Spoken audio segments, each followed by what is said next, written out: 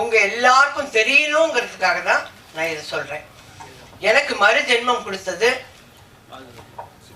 Rajkumar Sethupathi, Sripriya, Suhasini, Maniratnam sir, Karthik தம்பி, Suriya, Rajini sir, Kamal sir, ACS Shanmugam, Sarathkumar sir, Radhika. இவங்க அத்தனை பேரும் பல லட்சங்களை, 1-2 இல்லை, பல லட்சங்களை போட்டு எனக்கு மறு ஜென்மம் கொடுத்துருக்காங்க. அவங்க மறு ஜென்மம் கொடுத்தனால தான் இன்னைக்கு நான் உங்கள் முன்னாடி நின்று பேசுகிறேன். அவங்களுக்கு இந்த தருணத்தில் நான் நன்றி சொல்றேன். ஏன்னா இதெல்லாம் என்னுடைய அன்பு சகோதரர்கள் மீடியா பீப்புளுக்கு தெரியாது, அவங்களுக்கெல்லாம் தெரியணுங்கிறதுக்காக தான் நான் இதை சொல்கிறேன்.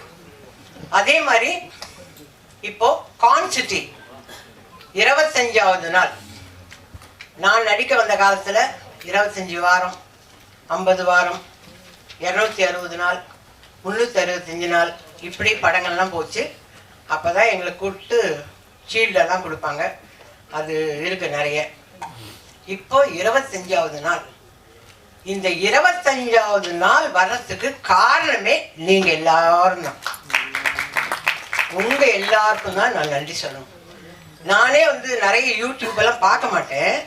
இதை பார்க்கும்போது இங்க வந்தவர் ட்ரெய்லர் ரிலீஸ் ஆன அன்னைக்கு வந்த ஒரு யூடியூப்காரர் சொல்றார், நான் பார்த்தேன், அது நல்லா இருந்தா படத்துக்கு போவோம், இல்லைன்னா வேண்டான்னு இருந்தேன். ஆனால் படத்துக்கு போய் உட்காந்துட்டு வெளியிலே வர முடியல. அந்த அளவுக்கு அது அவ்வளோ இன்ட்ரெஸ்டிங்காக இருந்தது. அந்த படம் ரொம்ப சூப்பராக பண்ணியிருந்தாங்க அப்படின்னாங்க.